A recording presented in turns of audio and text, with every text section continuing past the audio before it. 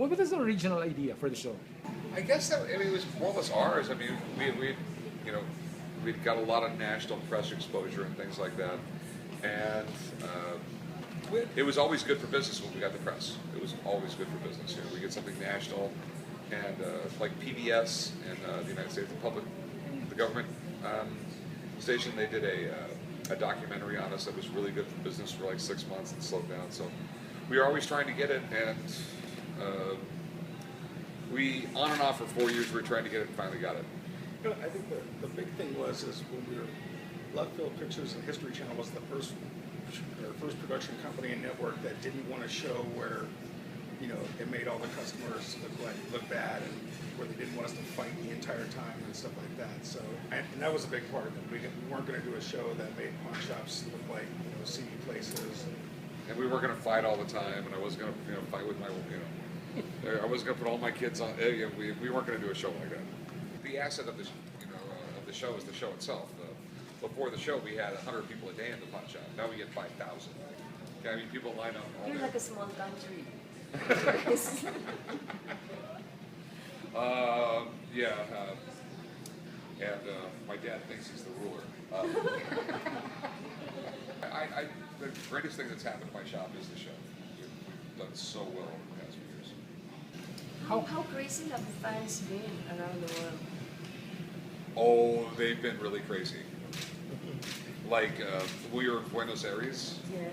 and like 400 people were supposed to show up for this event, and 12,000 people showed up at the event.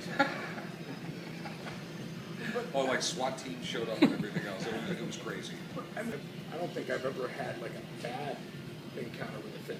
It's just, you know, it takes me half an hour to get from the front door of the pawn shop to my office. Yeah. I don't know. They're all great. You know, if it wasn't for them, I wouldn't have the show. So. Any plans to increase the number of staff who appear on the show?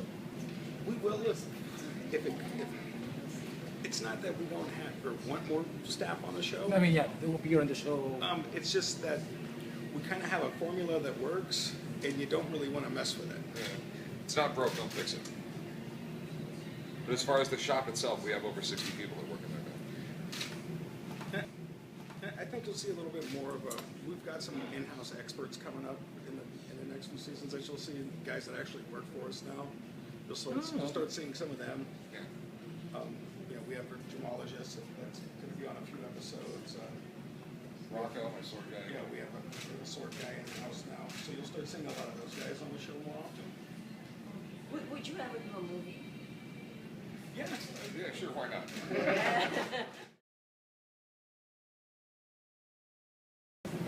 At the beginning, they weren't too sure about Chun-Li. Why was that? It's actually funny. They put him in a test market,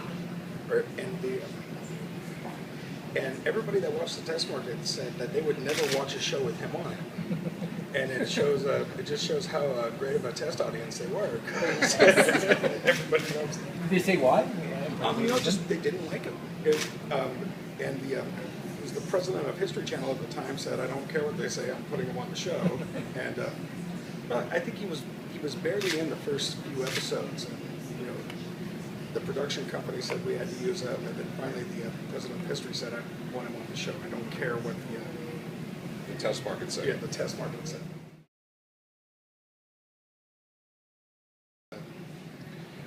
Willie Mace's game-worn uniform. I mean, that's a pretty big deal. I mean, the same uniforms in the Hall of Fame. I don't know of anybody else that has one in the world besides us in the Baseball Hall of Fame. It's just really different. People ask me this all the time. Well, you know, what's the neatest thing in the store? But if you go into my store right now, you'll see Picasso's on the walls, Rembrandt's on the walls, Marc Chagall's. You'll see Johnny Cash's driver's license. I mean, and there's just so much. We see so much great stuff. I mean, almost on a daily basis. It's really hard to come up with that. Anything from the Philippines? As a matter of fact, it was on one of the episodes where I had a U.S. military. From World War? From Philippine American War. Yes. You saw that? Yeah, all the way back then. Yeah, that was really interesting. And I'm sure there's been other things because the Americans had such a presence here. I think I've done some Filipino coins on the show. Okay.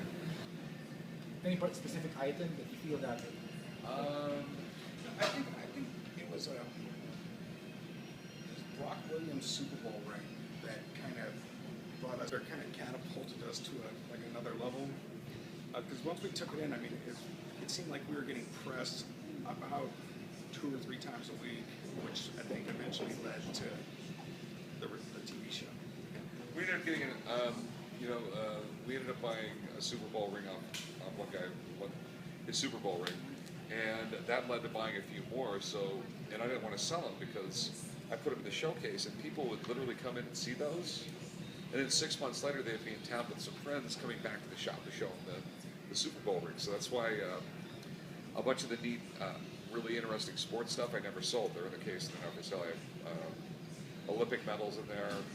Olympic medals were some of the things too. I have Olympic medals, I have Super Bowl rings, I have a medal from the World Cup. Those are probably the greatest things in the store because even before the show, those are the things that brought customers back and back again.